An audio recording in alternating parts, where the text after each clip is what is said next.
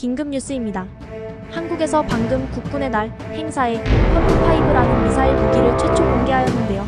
이 미사일이 사실상 아시아 전역을 날릴 수 있는 반경 5,000km의 탄도미사일로, 즉 중국의 모든 영토가 사정권에 들어갑니다. 중국 CCTV의 대표 앵커가 다급한 목소리로 이야기합니다. 한국의 이 현무5 미사일은 이스라엘이 사용한 벙커버스터의 5배에 해당하는 위력을 지녀 사실상 어떤 지하의 벙커도 안전지대가 아닌 것으로 알려져 중국 정부의 대응이 시급합니다. 안녕하세요. 감동입니다.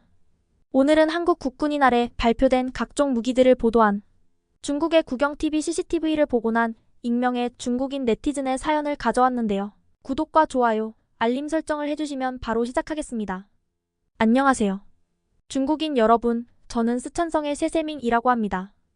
오늘 글을 쓰기까지 너무 힘들고 마음이 답답하고 솔직히 모든 것을 오픈하고 싶지만 우리나라의 상황은 절대 그것을 허락하지 않는다는 것을 알아주셨으면 합니다. 그래서 이것마저 가명을 쓰는 것을 이해 바랍니다. 어쩌면 중국 정부에서 저를 찾으려고 난리가 날지도 모르겠습니다. 그리고 저를 찾아낸다면 좋지 못한 일들이 벌어지겠네요.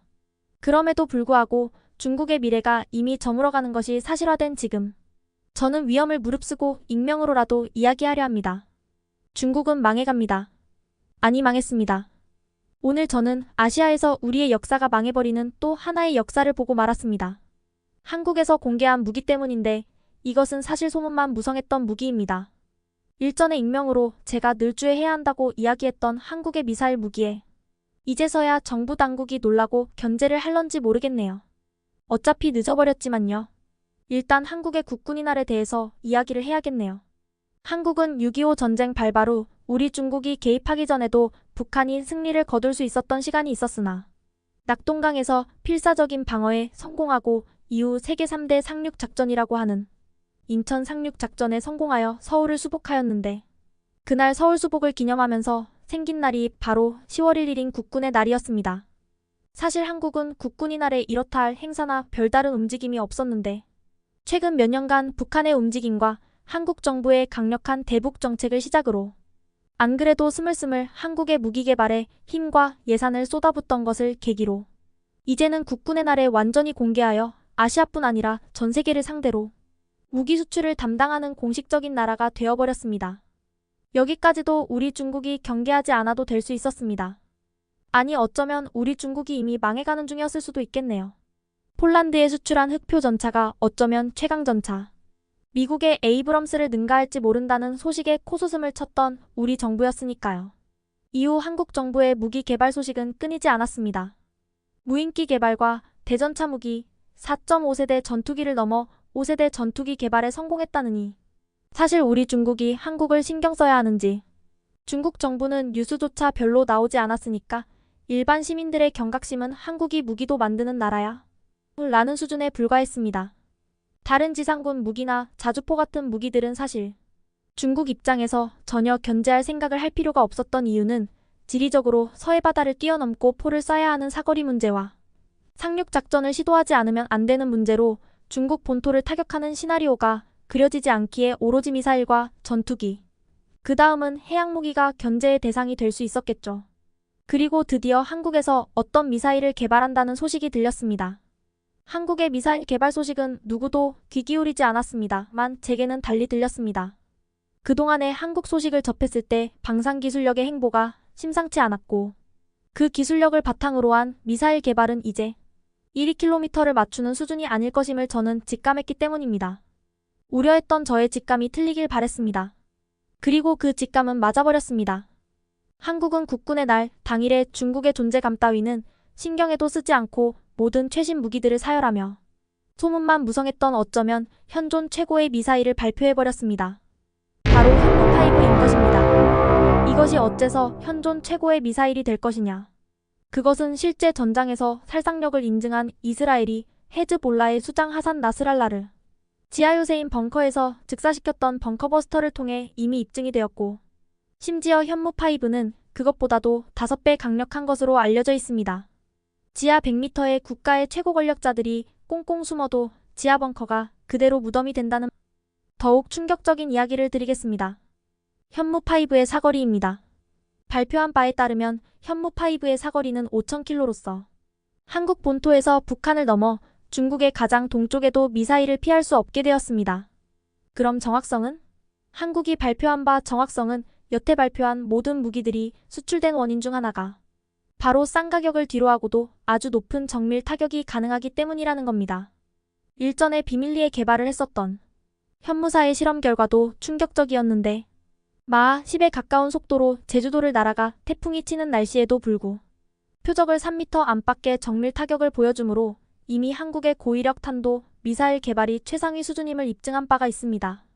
하지만 이제는 대놓고 공개한 현무5는 탄두만 8톤이 탑재 가능하고 총 중량 36톤이 마하 10의 속도로 중국 전역의 어떠한 지하의 깊은 벙커, 은신처도 정밀 타격이 가능하다는 이야기로 이제 더 이상 시진핑 주석은 혼자 숨어들어 살아갈 생각 따위는 하지 말고 전국의 중국 인민 동지들을 어떻게 살릴 것인지 대책을 내놓아야 할 것입니다.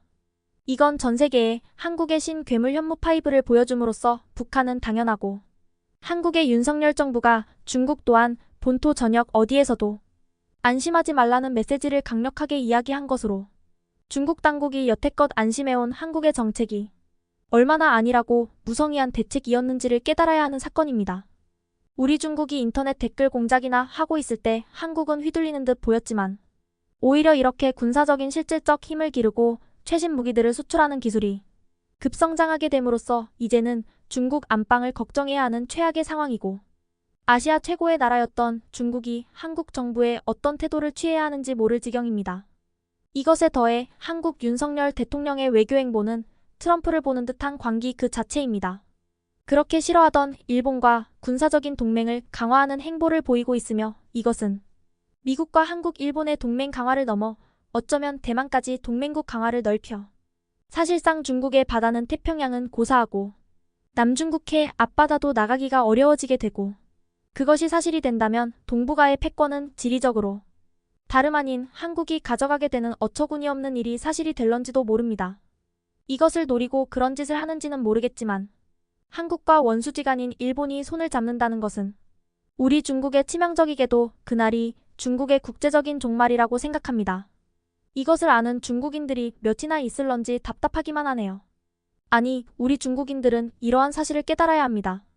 대체 언제까지 중국이 최고라는 거짓말에 속아서 중국 정부의 눈치나 보며 살 것입니까?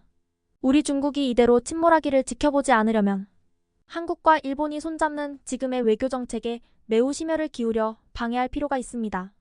우리 중국과 한국은 일본에 짓밟혔던 동질의 역사를 강조해서 미국이 더 이상 동북아에서 한국까지 손을 뻗게 하지는 말아야 합니다.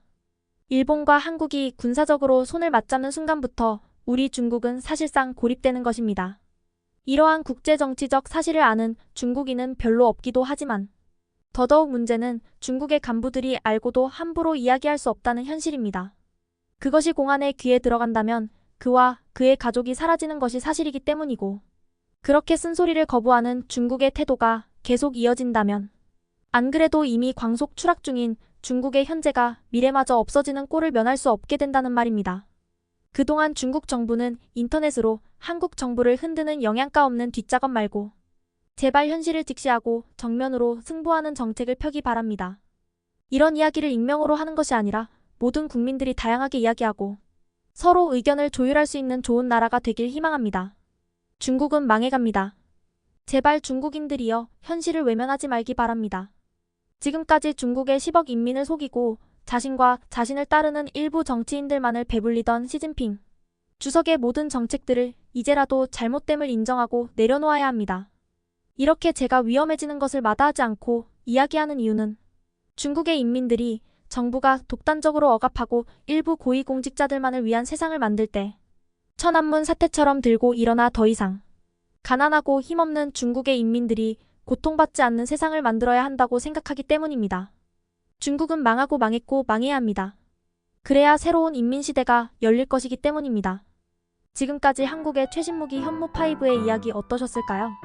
중국의 익명으로 밝힌 네티즌이 공포에 떨며 쓴소리를 했으나 아마도 지나가는 글로 묻히고 말겠네요. 구독과 좋아요, 알림 설정까지 해주시면 계속된 중국의 반응을 전해드릴 것을 약속드리며 오늘의 이야기를 마치겠습니다. 항상 건강하시고 행복한 하루를 보내시길 바라겠습니다. 감사합니다.